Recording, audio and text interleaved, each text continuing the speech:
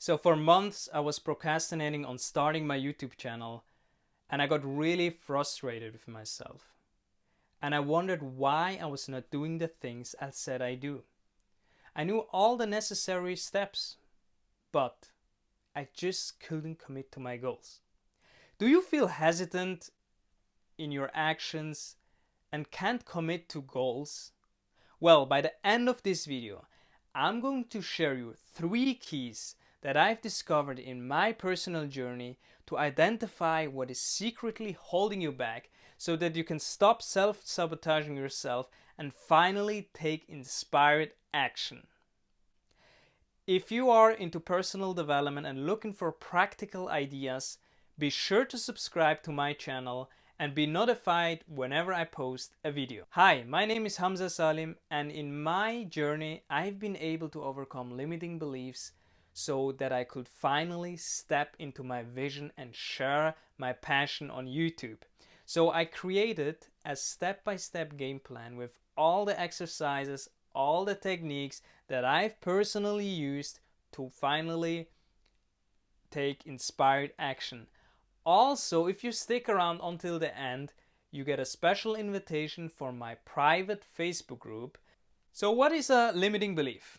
Well, a limiting belief is basically an idea that we feel very certain about it. Nothing more, nothing less. An idea is like a tabletop. It can't stand on its own. It needs legs that supports it. Now, in our case here, the references act as the legs. So that an idea forms into a limiting belief, we need strong references.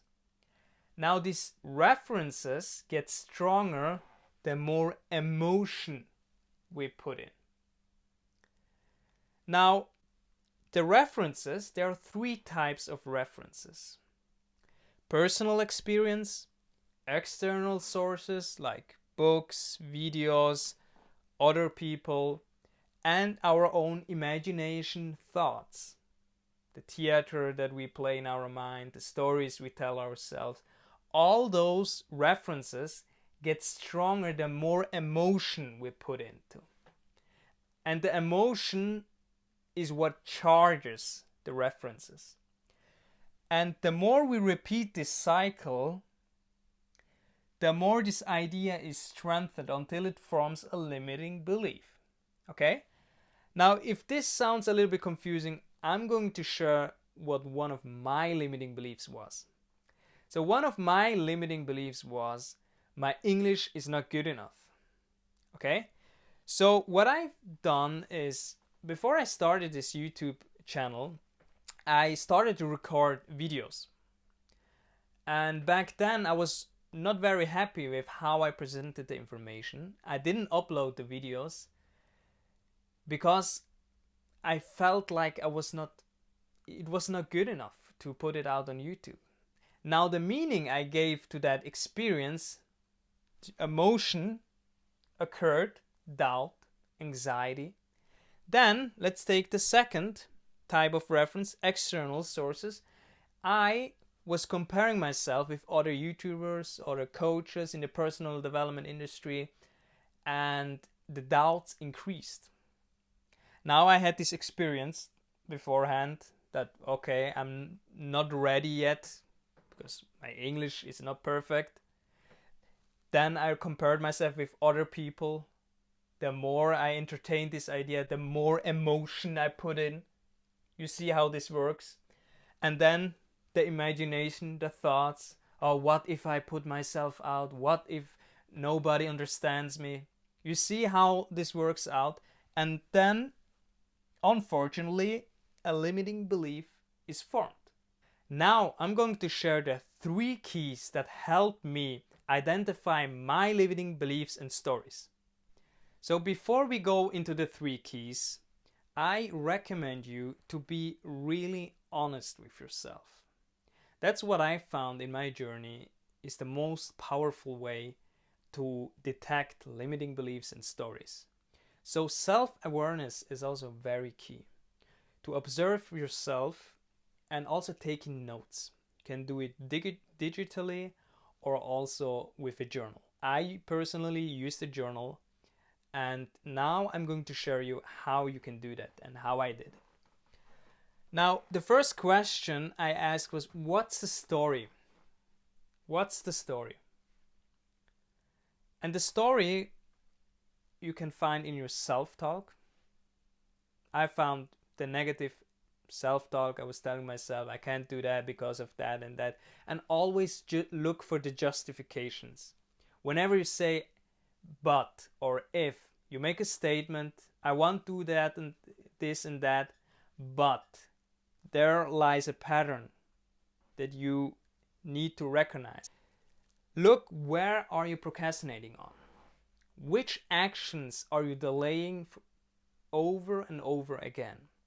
And I recommend you to, for a week, observe yourself, your behaviors, your self-talk, how you interact with other people, like with the words you use.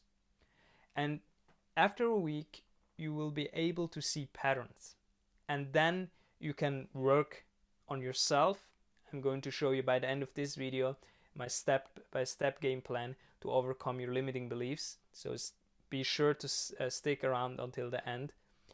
Now, what I also recommend you is, as I said before, journaling. That's really powerful. It's really powerful. Journaling your thoughts, how you interact with other people, and to see really the patterns. Because when you see the patterns, you can change your behaviors more easily. Then you are conscious about your stories, the things, the self-sabotage. Now you know how to identify your limiting beliefs, but how do you actually transform them? As I said before, you can grab in the description box below my free step-by-step game plan to conquer your limitations, to finally step into your vision, purpose, whatever you want. Also, if you want to join a community of like-minded individuals that want to take their personal development into the next level, be sure to apply for my Facebook group. It's free, and take advantage of this opportunity where we dive deeper into these topics. I hope you got some value out of this video, and leave me a comment below. How are you going to apply what you learned here?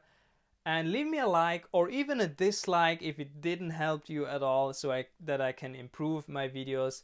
Share it with someone that you think could benefit from this video.